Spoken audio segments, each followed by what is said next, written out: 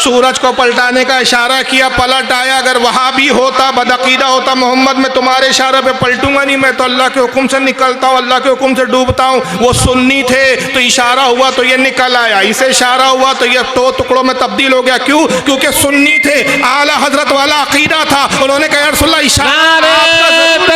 इशारा आपका जरूर है, मगर हमारा अकीदा या रसूलल्लाह वही है जो बरेली के इमाम अहमद रज़ा का है। खुदा की रजा चाहते हैं दो आलम, खुदा चाहता है रजा है मोहम्मद। नारे तकबीर।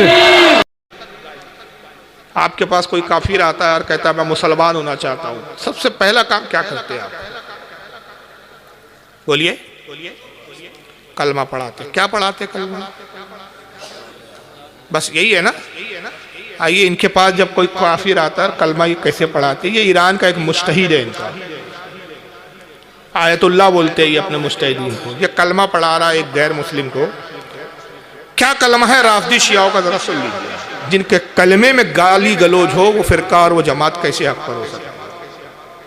फ़क़ुल या अख़ी करीम अला बरकतिल्लाह तआला अशहदु अन ला इलाहा इल्लल्लाह अशहदु अन ला इलाहा इल्लल्लाह वहदहु ला शरीक लह वहदहु ला शरीक लह अशहदु अन्न मुहम्मदर रसूलुल्लाह अशहदु अन्न मुहम्मदन रसूलुल्लाह अशहदु अन्न अमीरल मुअमिनीन अलियन व अशहदु अन्न अमीरल मुअमिनीन अलियन वलियुल्लाह वलियुल्लाह व अशहदु अन्न फातिमत ज़हरा व अशहदु अन्न फातिमत ज़हरा वअब्नाअहा अल-मासूमीन वअब्नाअहा अल-मासूमीन हुजजुल्लाह हुजजुल्लाह अशहदु अन्न अबा बकर व उमर अशहदु अन्न अबा बकर व उमर व उस्मान व आइशा व हफ्सा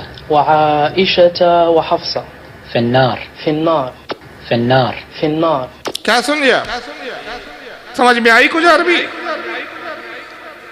वहां तक तो हम भी इख्तलाफ नहीं करते। अगर तुम्हारा कलमा यहां तक रहता ठीक है, हजम कर लेते हम थोड़ी देर के लिए। अशहदु अल्ला इलाहा इल्लल्लाह व अशहदु अन्ना मुहम्मदन रसूलुल्लाह, ठीक है। अशहदु अन्ना अलियन वलियुल्लाह, चलो इसको भी हम हजम कर लेंगे, हालांकि हमारे कलमे में शामिल नहीं है। हमारे लिए ये कलमे में इसका इजाफा ईमान में दाखिल होने की शर्त नहीं है, लेकिन चलो तुमने इसको कहा, इसको भी हम तस्लीम करते हैं। तर्जमा क्या होता है? मैं शहादत देता हूँ कि अली जो है अल्लाह के वली है, ठीक है, हम भी मानते हैं, हम तो वलियों का सरदार मानते हैं उनको। हम तो कहते हैं हमारे सारे वलियों की विलायत के जितने सिलसिले हैं, तरीक़त के सिलसिले और जितने भी अज़मतें हैं, फजीलतें, सब अली से वाबस्ता, वहीं से फैज़ जारी हुआ, ठीक है। फिर उसके बाद कहा कि अशहदु अन्ना फातिमता ज़हरा व अब्नाइल मासूमीन, मासूमीन यानी गुनाहों से पाक, ये कहते हैं इमाम हसन और इमाम हुसैन, ये मासूमीन है। मैं गवाही देता हूँ कि हज़रत फातिमा, हसन, हुसैन ये मासूम है। चलो ठीक है, आपका अकीदा है, मगर बात के जुमले क्या थे? अशहदु अन्ना अबा बकर व उमर व आइशा व हफ्सा फिन्नार माज़अल्लाह अस्तग़फिरुल्लाह। मैं गवाही देता हूँ कि अबू बकर, उमर, उस्मान, आयशा, हफ्सा ये जहन्नमी है। फिन्नार का मतलब क्या होता है? ये जहन्नमी कौन? हजरत आयशा नबी की बीवी, जिनके बारे में आका कहते हैं कि आयशा तुम वो हो कि जन्नत में भी मेरी बीवी हो, दुनिया में भी मेरी बीवी हो। हजरत हफ्सा हजरत उमर की बेटी है, वो भी रसूलुल्लाह की ज़ौज मुतहर्रा है, वो भी हजरत नबी पाक सल्लल्लाहु अलैहि वसल्लम के साथ जन्नत में होंगी। उस्मान गनी का वो मकाम है। इमाम हाकिम ने अल-मुस्तदरक में लिखा कि एक शख्स आया, खुलफा का जिक्र है, हर खलीफा पे बोलने के लिए एक एक मजलिस, कई कई मजलिसें चाहिए। अब एक छोटी सी मजलिस में वीडियो भी दिखाएं, गुस्ताखी भी दिखाएं, चारों खुलफा की फजीलत दिखाएं, बहुत दुश्वार मौका है, ये दुश्वार मरहला, इतना आसान नहीं है ये मौजूद, लेकिन ज़िम्नन में फजीलतें भी बताता जा रहा है। एक शख्स रसूलुल्लाह की खिदमत में हाजिर होता है। इमाम हाकिम ने अल-मुस्तदरक में लिखा और फरमाया हाज़ा सहीहुल इस्नाद, इस हदीस की सनद भी सही है, ये हदीस ज़ईफ़ भी नहीं है। उसने कहा या रसूलुल्लाह जन्नत में रोशनी क्या होगी? जन्नत में रोशनी का क्या इंतजाम होगा? उस साहबी ने, बद्दू साहबी थे, देहाती साहबी थे, ख्याल किया भाई इस दुनिया में रोशनी के लिए सूरज है, चांद है, रात में चांद की रोशनी होती है, दिन में सूरज की रोशनी होती है। जन्नत में चांद और सूरज तो होंगे नहीं, सब फना हो जाएंगे। जहन्नम में जाएंगे चांद और सूरज, चांद और सूरज कहाँ जाएंगे? बोलिए, अरे बोलो यार, डरो क्यों, डर क्यों रहे हो आप? जहन्नम में जाएंगे, चांद भी जहन्नम में होगा, सूरज भी जहन्नम में होगा। आप हैरान हो गए, अरे यार इन्होंने क्या बिगाड़ा बिचारों ने, ये तो कट्टर सुन्नी है भाई। मैं तो अक्सर मजाहन कह देता हूँ कि चांद भी सुन्नी है और सूरज भी सुन्नी है। अगर वहाबी होता तो चांद को आका ने शक होने का इशारा किया, वो शक ना होता, कहता मोहम्मद मैं तो अल्लाह साहब का ही हुक्म मानता, तुम्हारा क्यों मानूं? सूरज को पलटाने का इशारा किया, पलट आया। अगर वहाँ भी होता, बदअकीदा होता, मोहम्मद मैं तुम्हारे इशारे पे पलटूंगा नहीं, मैं तो अल्लाह के हुक्म से निकलता हूँ, अल्लाह के हुक्म से डूबता हूँ। वो सुन्नी थे तो इशारा हुआ तो ये निकल आया, इसे इशारा हुआ तो ये दो टुकड़ों में तब्दील हो गया। क्यों? क्योंकि सुन्नी थे, आला हजरत वाला अकीदा था। उन्होंने कहा या रसूल अल्लाह इशारा आपका जरूर है, मगर हमारा अकीदा या रसूल अल्लाह वही है जो बरेली के इमाम अहमद रज़ा का है। खुदा की रजा चाहते हैं दो आलम, खुदा चाहता है रजा है मोहम्मद। तो सुन्नी है ये दोनों, जमीन भी सुन्नी है। सुन्नी ना होती तो आका ने कहा कि जमीन सुराका के पैरों को पकड़ लिया, छोड़ दिया। वहाबी होती, मोहम्मद मैं तुम्हारा नहीं सुनूंगा, मैं तो कट्टर वहाबी हूं, सिर्फ अल्लाह की सुनती हूं। सब कायनात की हर शय सुन्नी है। मगर फिर आप कहेंगे फारूक साहब क्या हो गया, सुन्नी है और जहन्नम में जाएंगे? जी, जहन्नम में इसलिए नहीं जाएंगे कि माज़अल्लाह ये काफिर है, ये तो अल्लाह की वो फर्माबरदार मखलूक है कि अल्लाह के हुक्म पे डूबते हैं, निकलते हैं, 24 घंटे हर लम्हा अल्लाह को सजदा भी करते हैं। कायनात की हर शय अल्लाह को सजदा करती है। जहन्नम में सिर्फ इसलिए जाएंगे कि अल्लाह फरमाता है कि जब मुशरिकीन को हम जहन्नम में डालेंगे उन पर दुगना अजाब होगा। एक अजाब तो ये कि उन्होंने कुफ्र और शिर्क किया, दूसरा ये कि जिनको माबूद करार दिया जहन्नम में उनको इसलिए रखा जाएगा ताकि वो देख के उन्हें और तकलीफ पहुँचे कि जिन्हें हम अपना माबूद समझते थे, जिनकी हम पूजा करते थे, आज वो खुद जहन्नम में अपने आप को नहीं छुड़ा सकते, तो ये हमारे मददगार कैसे हो सकते थे? उनकी तकलीफ और उनकी इबरत के लिए तो इन पर ना कोई अजाब होगा ना इन पर तकलीफ होंगी। ये जहन्नम में होंगे लेकिन सुकून में होंगे, इन पर अजाब की कैफियत नहीं होगी। उसी तरह जैसे जहन्नम में फरिश्ते अजाब देने वाले होंगे लेकिन उनको खुद अजाब नहीं पहुंचेगा, उन पर कोई तकलीफ नहीं गुजरेंगी। तो कायनात की हर शय सुन्नी है। तो बहरहाल बात क्या चल रही थी, उस्मान गनी से के बारे में, सॉरी अल्लाह के रसूल जो सवाल किया, अल्लाह के नबी जन्नत में रोशनी का क्या इंतजाम है? चांद और सूरज तो होंगे। आका ने कहा, पूछने वाले सुन, हाँ जन्नत में रोशनी होंगी। और जानता रोशनी क्या होंगी? मेरे उस्मान को जन्नत के हर दर्जे में फिराया जाएगा। जैसे जैसे उस्मान जन्नत की सैर करता जाएगा उसके चेहरे की रोशनी से जन्नत रोशन होते जाएंगे। उस्मान गनी का मकाम, हर सहाबी का अपना मकाम और अपना दर्जा है। जो जन्नती, जिनको जन्नत की बशारत आका ने दुनिया में दे दी, जिनका हर हर लम्हा रसूलुल्लाह की ऐसी इताअत में गुजरा कि जिसकी तारीख में कोई मिसाल नहीं मिलती। ये बदबख्त कलमा पढ़ रहे हैं तो कहते हैं कि गवाही देता हूँ कि जहन्नम ही है, माज़अल्लाह रे बदबख्त तू खुद जहन्नम ही है। और यही नहीं बल्कि हमारे यहाँ ईशा में वित्र में दुआ कुनूत पढ़ी जाती है, पढ़ते हैं ना आप लोग। इनके आके कुनूत जरा देख लीजिए, दुआ में कुनूत क्या पढ़ते हैं। नमाज में भी ये बदबख्त खुलफा पे लानत करते हैं। सुनिए, अल्लाहुम्मा सल्लि अला मुहम्मद व आलि मुहम्मद अत-तय्यिबीन अत-ताहिरीन वअज्जिल फरजहुम फी आफियतिन मिन्ना वरहमना बिहिम वलअन अअदाअहुम। اللهم صل على فاطمة وأبيها وبعلها وبنيها عدد ما أحاط به علمك. رب اغفر وارحم وتجاوز عما تعلم إنك أنت الأعز الأجل الأكرم. وصل على محمد وآله الطاهرين ولعن أعداءهم أجمعين ولعن أعداءهم أجمعين سيما أبا بكر وعمر وعثمان وعائشة وحفصة وقتلة الحسين عليه السلام. ये दुआ कुनूत में हाथ उठा के दुआ पढ़ते हैं। शाफियों के नज़दीक भी हाथ उठा के पढ़ा जाता है, राफ्तियों के भी नज़दीक हाथ उठा के कुनूत पढ़ी जाती है। पहले तो उसने दुरूद पढ़ा, सलाम पढ़ा, ये पढ़ा, और बाद में क्या आया, लानुल्लाही आदाए दीन, आदाए मासूमीन, यानी मासूमीन से मुराद इनकी अहले बैत के दुश्मनों पर अल्लाह की लानत हो, अल्लाह के दुश्मनों पर अल्लाह की लानत हो। और फिर उसने नाम लिया, किन पे लानत हो? अबा बकरीन, उमर, उस्मान, आयशा, हफ्सा, व क़त्ल अल हुसैन, हुसैन के कातिलों पर लानत हो। जो नमाजों में खुलफा को गालियां बक रहे हो यार, लानतें भेज रहे हो, क्या मुंह दिखाएंगे कयामत के दिन? इन बदबख्तों को ये अली के झूठे दावेदार है। इमाम इब्न हजर अल मक्की सवाइकुल मौरिका में लिखते हैं कि एक मरतबा हजरत अबू बकर सिद्दीक मौला अली को देख रहे हैं, मुस्कुराते देखते हैं, मुस्कुराते हैं, देखते हैं, मुस्कुराते हैं। बहुत देर तक कि जब मामला चला, मौला अली ने अर्ज़ किया, अमीरुल मोमिन फिदा हो जाऊं मैं आप पर, इससे पहले कभी ऐसा नहीं हुआ कि आप मुझे देख देख के इतना मुस्कुराए हो। क्या बात है कि आप मुझे देख के मुस्कुरा रहे? तो हज़रत सैयद अबू बकर फरमाते हैं कि अली, मुझे रसूलुल्लाह की एक हदीस याद आ गई। वो हदीस याद आई और बस उस बुनियाद पर मैं तुम्हें देख रहा हूँ, मुस्कुरा रहा हूँ। या अबा बकरीन, क्या हदीस है? कहा, रसूलुल्लाह से मैंने अपने कानों से सुना कि मेरे आका ने फरमाया कि क़यामत के दिन अल्लाह ताला आमाल मीज़ान पे तोलेगा, नेकियां ज़्यादा होंगी, हुक्म इलाही होगा, इसको जन्नत की तरफ फरिश्ते ले जाओ। आमाल की बुनियाद पे जन्नत का मुज़दा सुना दिया जाएगा। फिर आका ने कहा कि जब फरिश्ते जन्नत के करीब लाएंगे, दरोगा जन्नत को अल्लाह हुक्म देगा कि उस शख्स को उस वक्त तक जन्नत में दाखिल न कर जब तक वो अली से जन्नत में दाखिले का परवाना ना अल्लाह ले। तो जब वो जन्नत के करीब आएगा तो दरोगा जन्नत कहेगा, तुम्हारे अमाल की बुनियाद पे जन्नत में जाने का हुक्म हो गया, लेकिन मोहब्बत अली का परवाना है तुम्हारे पास? तो वो जन्नती कहेगा, ये क्या है?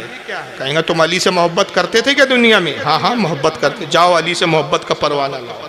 परवाना मतलब पास। तो फिर आका ने कहा, यह अबू बकर सिद्दीक हदीस सुना रहे हैं अली को।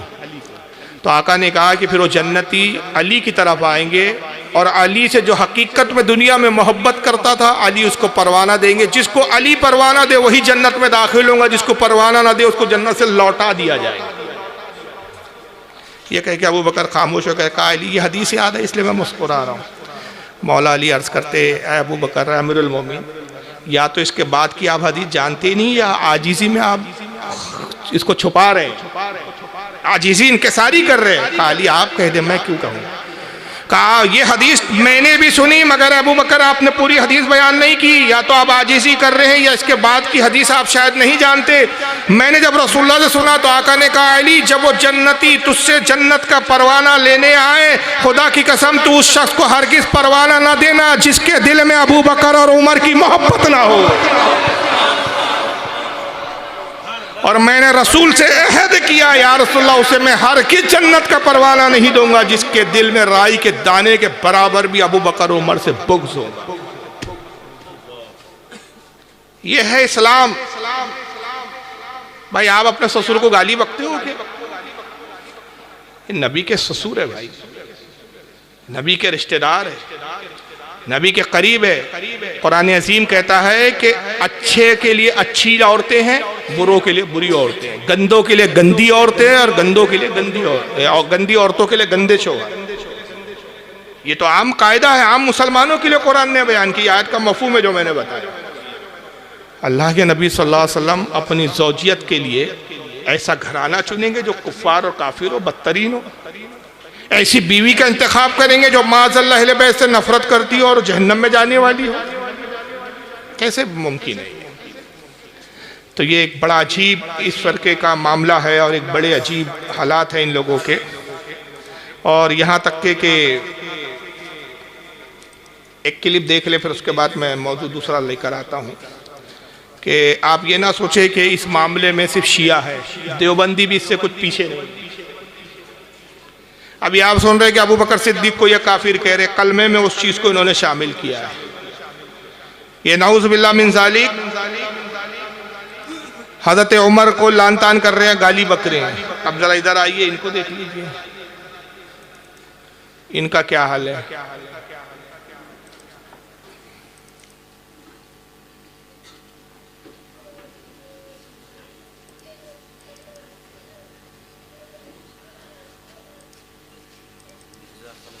हाँ जी जी, दुरूद शरीफ पढ़े आप। अल्लाहुम्मा सल्ली अला सय्यिदिना मौलाना शफ़ीअना व हबीबना व तबीबना व नबीना व मौलाना मुहम्मद व अला आलिहि व अस्हाबिहि व बारिक वसल्लिम सल्लल्लाहु वस्सलाम अलैका या रसूलल्लाह सल्लल्लाहु अलैहि वसल्लम। जरा सुनिए इंसान, ये भी सुन लो कि तक सहाबा को काफिर कहने से आदमी काफिर नहीं होता। ये अपने ही अकाबिर के फतावा में मैंने पढ़ा है। एक आदमी कहता सारे सहाबा काफिर थे, इस पर इसके कुफर का फतवा नहीं आया। ये ऑडियो एक्चुअल में, वीडियो नहीं, लेकिन ये शक्ल से पहचान गए कौन साहब है? तारिक जलील साहब। जमील नहीं, जलील है। जो साहबा को काफिर कहे वो जलील ही होगा ना वो शख्स, अजमत वाला तो हो नहीं सकता वो शख्स। तो तारिक जलील है, और वो तोए से नहीं, ते से तारिक, अंधेरा। तारिक जलील अंधेरा है, और फिर जिल्लत के साथ वाला जलील अंधेरा है। ये कहता है, ये भी सुन लो, जबकि सहाबा को काफिर कहने से आदमी काफिर नहीं होता। मेरे आका की हदीस है कि जब दो शख्स आपस में एक दूसरे को, दो मुसलमान हो और आपस में एक दूसरे को काफिर कहे, उनमें से एक काफिर जरूर हो जाता है। जिसको काफिर कहा, अगर वो वाकई काफिर है, उससे वाकई कुफ्र सरजद हुआ तो ठीक। और आका फरमाते हैं कि जिसको काफिर कहा, अगर वो काफिर नहीं रहा तो कहने वाले की तरफ कुफ्र लौट आता है। तो आप किसी मुसलमान को बिला वजह, बगैर किसी सबूत के, बगैर किसी सबूत शरई के काफिर नहीं कह सकते रहे। मगर तारिक जलील साहब की बोली क्या है कि साहबा को भी काफिर कहने से आदमी काफिर नहीं होता।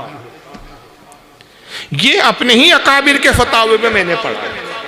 यानी वो कह रहे हैं कि ये मेरे अकाबिर, मेरे बुजुर्गों ने बात लिखी है, उनका फतावे इस पर कि अगर कोई सहाबा को काफिर कहे।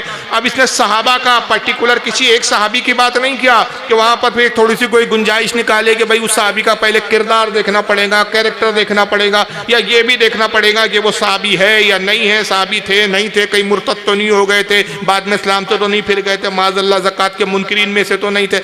ये कई गुंजाइश नहीं छोड़ी, सहाबा लफ्ज़ इस्तेमाल किया, मजमूई तौर पर, इजमाई तौर पर एक मुतलकन जमा का उस जुमला इस्तेमाल किया। सहाबा को भी काफिर कह दो, काफिर नहीं होगा। अब उस सहाबा में अबू बकर सिद्दीक भी आ गए, उस सहाबा की जमात में उमर भी है, उस्मान गनी भी है, हजरत अली भी है, तमाम सहाबा, इनमें से किसी को भी काफिर कह दो। लेकिन एक अजीब बात है इस फिरके की, ये तमाम सहाबा को काफिर कह दे तो कहते कुफ्र नहीं पलटेगा, मगर इनको कोई काफिर कह दे तो फौरन नाराज हो जाते और कहते काफिर को भी काफिर नहीं कहना चाहिए। दोगली पॉलिसी देख रहे हैं आप इस जमात की। काफिर को भी काफिर नहीं कहना चाहिए। आप मुसलमान को काफिर कहते, हम इतनी चलत फिरत करते, इतनी जमात लेके चलते, आप हमें काफिर कह रहे। भाई किस किताब में है कि काफिर को काफिर नहीं कहना चाहिए? तो फिर काफिर को क्या नहीं कहना चाहिए? अब ये तो ऐसी मिसाल हुई कि दो बच्चे खेल रहे थे, एक लड़का था एक लड़की थी। तो छोटा सा बच्चा लड़की को बार बार कह रहा था, ए बेगम सुनो, ए बेगम इधर आओ। किसी ने कहा बेटा इतने इतने से हो, टिल्लू टिल्लू पम, छोटे छोटे बच्चे हो, छटाक छटाक भर का वजन है, बेगम कह रहे हो? तुम्हारी बेगम है? नहीं बेगम नहीं है, चचा दादी है, चचा की बेटी है। बेगम क्यों कह रहे? आज बेगम नहीं है, कल हो गई तो। अरे भाई कल बेगम बनेगी तो बेगम बोलेंगे ना, नहीं है तो अभी तो बहन ही बोलना पड़ेगा, वो तुझे भाईजान बोलेंगी। अब अगर आज कोई काफिर है तो काफिर बोला जाएगा, जब मुसलमान होगा तो मुसलमान कहेंगे। लेकिन इनका फलसफा क्या है? काफिर को काफिर ना कहो, पता नहीं कल मुसलमान हो गया तो अभी जब होगा तब की तब देखेंगे ना। अभी तो दूध है तो दूध कहा जाएगा ना कि दूध को अभी से दही बोलना शुरू कर दीजिए। जब दूध तब्दील होकर दही बनेगा तो दही कहेंगे। बच्चा है तो बच्चा कहेंगे, जवान होगा तो जवान कहेंगे, जवान से बूढ़ा होगा तो बूढ़ा कहेंगे। कि किसी बच्चे को आप कह लेंगे ए बूढ़े क्यों? अब कल को बूढ़ा हो गया तो अरे भाई कल की कल देखेंगे, अभी की बात कल। मगर तारिक जलील साहब ने साहबगोई के साथ एक जुमला जरूर कहा कि ये मैंने अपने अकाबिर के फतावे में पढ़ा। जिक्र नहीं किया कौन सा फतावा, लेकिन वो किताब इत्तेफाक से मेरे पास मौजूद है। हाँ इन्होंने अपने अकाबिर की किताब में, हाँ ये क्लियर, हाँ अपने अकाबिर, हमारे अकाबिर नहीं, अहले सुन्नत के अकाबिर नहीं, देवबंदियों के अकाबिर। और देवबंदियों के अकाबिर इनमें कौन है जिसने ये फतवा दिया? नाम नहीं लिया, लेकिन हमारे पास किताबें हम दिखा रहे हैं। फतावे रशीदिया, मौलाना रशीद अहमद गंगोही है, अशरफ अली थानवी साहब के उस्ताद है। बानी तबलीगी जमात, जिन्होंने तबलीगी जमात बनाई, मौलवी इलियास कांदेलवी के पीर साहब है। इलियास कांदेलवी साहब इनसे मुरीद हुए थे, देवबंद के बड़े बुजुर्ग और अकाबरीन में शुमार होते। इन्होंने फतावे रशीदिया में लिखा कि अगर कोई सहाबी को भी काफिर कहे, सहाबा की तकफीर करे, उन पे कुफ्र का फतवा लगाए, तो भी वह अहले सुन्नत व जमात से खारिज नहीं होगा, वो मुसलमान ही रहेगा। और इन्हीं के नक्शे कदम पे चल रहे हैं। नाम नहीं लूंगा मैं, आप शक्ल देख के बताएं कि इन्हें पहचानते हैं क्या आप? चेहरे खिल गए आपके। ये पलंबर साहब हैं, इनको पलंबर ही बोला जाता है पाकिस्तान। अजीब चिड़चिड़ी मखलूक है, हर वक्त नाक पे गुस्सा, एक रूठी हुई चिड़चिड़ी बीवी की तरह इसका हाल होता है, जिसको न खाना पकाना आता है ढंग से, न शोहर की खिदमत आती है, वह चिड़चिड़ करते रहती है। उस खातून की मिसल इनकी हालत। कावरे बावरे, बाबे कोई शय नहीं, नबी कोई शय नहीं, फुला कोई शय नहीं। अबे तू कौन सी शय है? सुनते हैं ना आप इनके बाबे बुजुर्गान, कोई शय ही नहीं, यानी कोई चीज ही नहीं है वो। साहबा करम कोई शय नहीं, नबी कोई शय नहीं। अब बस वो खुदा कोई शय नहीं, वहां तक पहुंचना बाकी है इसका, बस आनकर ही पहुंच जाएगा कभी से। तो तू कौन सी चीज है भाई? अब इनका भी जरा फलसफा सुन लीजिए जनाब। आज की डेट में भी अगर कोई किसी सहाबी को अपने इल्म की बुनियाद पे काफिर भी डिक्लेयर कर दे, वो ये समझे कि मेरे नजदीक वो काफिर था, तो इससे ये नहीं होगा कि हम उसकी तकफीर करेंगे। उस तक जो रवायतें पहुंची हैं वो यही समझता है। जिस तरह के सैयदना उमर ने उनके बारे में, उन्होंने तो सामने देख के भी कह दिया मुनाफिक है, तो नबी इस्लाम को चाहिए था, आप फरमाते कि उमर तुम तौबा करो, तुमने इसको काफिर और मुनाफिक कहा है तो कुफर तुम्हारी तरफ लौट आया। आप फरमाए नहीं। इसलिए इमाम बुखारी ने किताबुल अदब चैप्टर जो बंद है ना, उसमें बाकायदा उन्होंने इसको बाब की हेडिंग बनाया है कि अगर कोई शख्स तावील की गलती की वजह से किसी को काफिर कह बैठे तो उसके ऊपर कुफर नहीं लौटेगा। अब ये बड़ा क्रिटिकल एक इशू है। इसीलिए मैं कहता हूं कि तकफीर सिर्फ उस शख्स की हो सकती है जो अल्लाह, रसूल, आखिरत, कुरान का इनकार करे।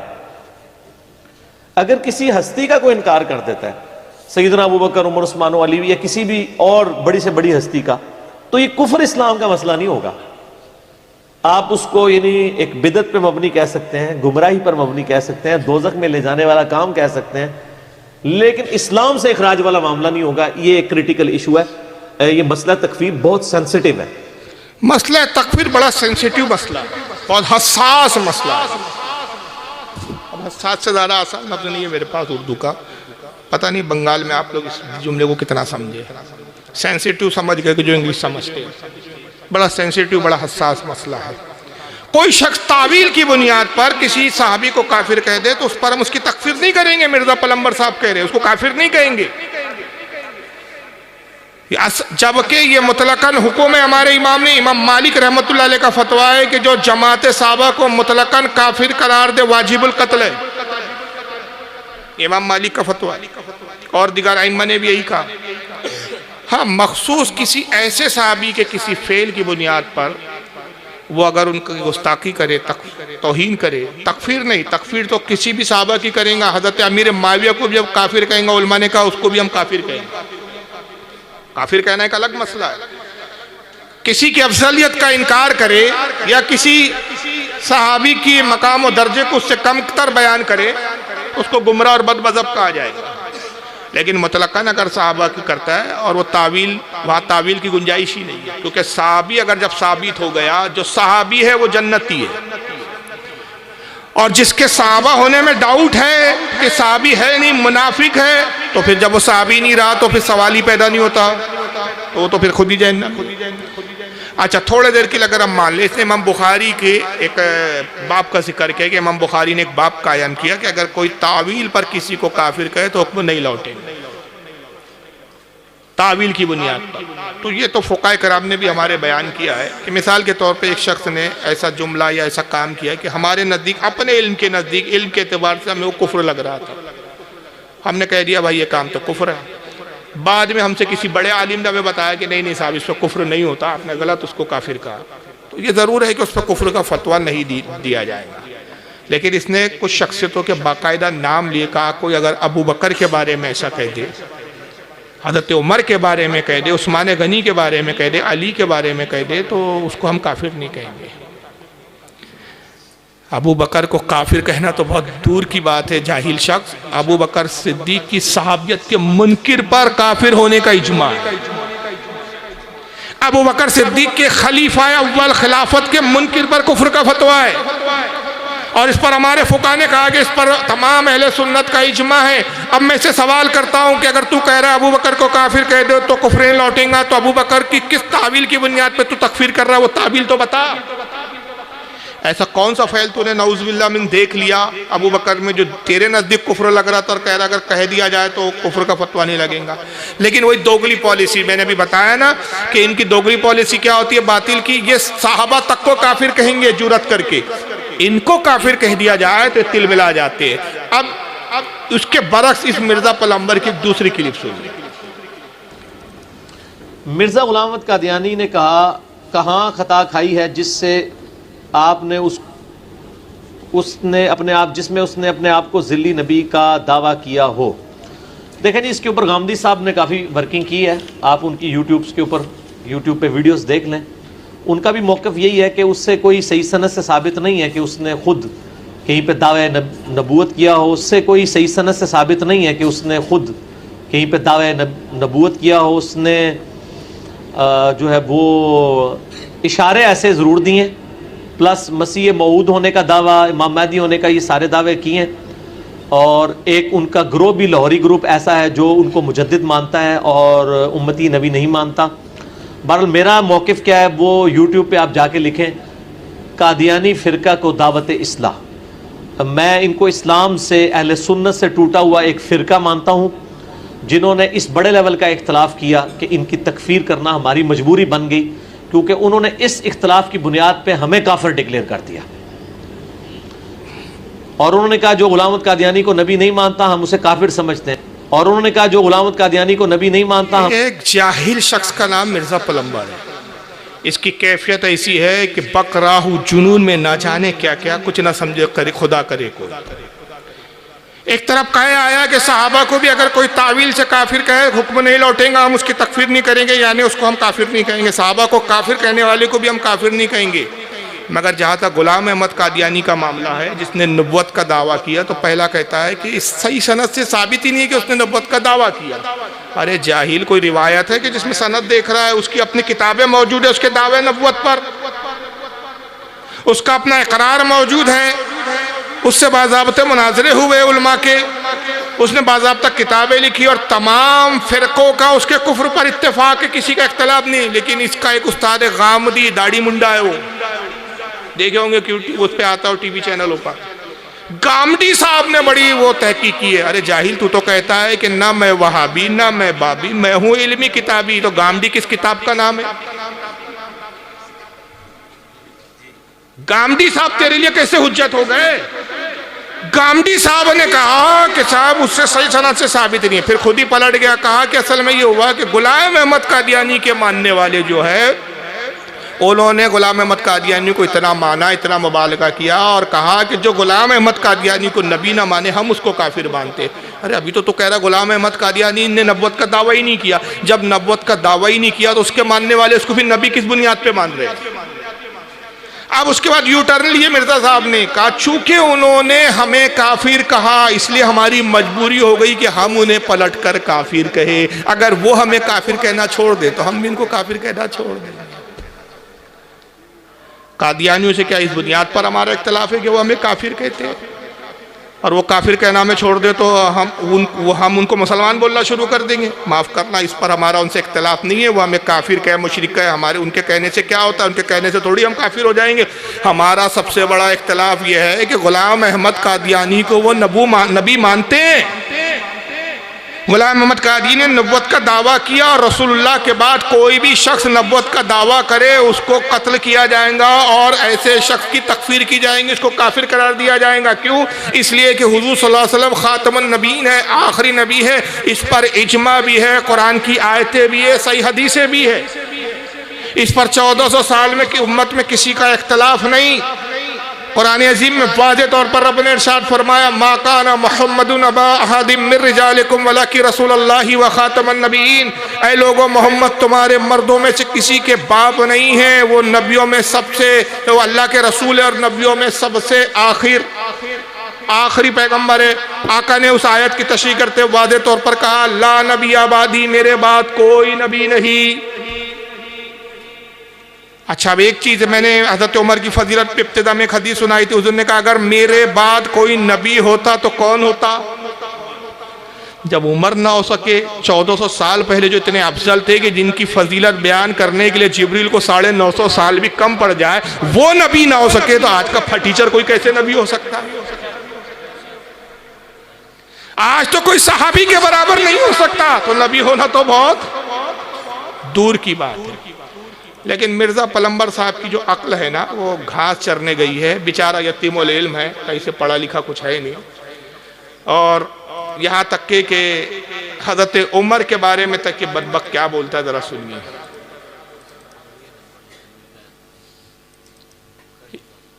ये सुनिए। में अस्सलातु खैरुम मिनन नौम सैयदना उमर ने क्यों दाखिल किए? क्या उनको बिदअत इजाद करने का इख्तियार था? सैयदना उमर हो या कोई बड़े से बड़ी पर्सनैलिटी हो, किसी को इस्लाम में बिदअत दाखिल करने का कोई इख्तियार नहीं है, क्योंकि नबी इस्लाम ने कैटेगोरिकल मेंशन कर दिया है, बुखारी मुस्लिम में मौजूद है कि आप सल्लल्लाहु अलैहि वसल्लम ने फरमाया, मन अहदथ फी अम्रिना हाज़ा फहुव रद्द, जिसने हमारे दीन में कोई चीज दाखिल की वो मरदूद है, चाहे कोई भी करे। तो ये बहुत बड़ा झूठ बोला गया, खुसूसन हनफी उलमा के।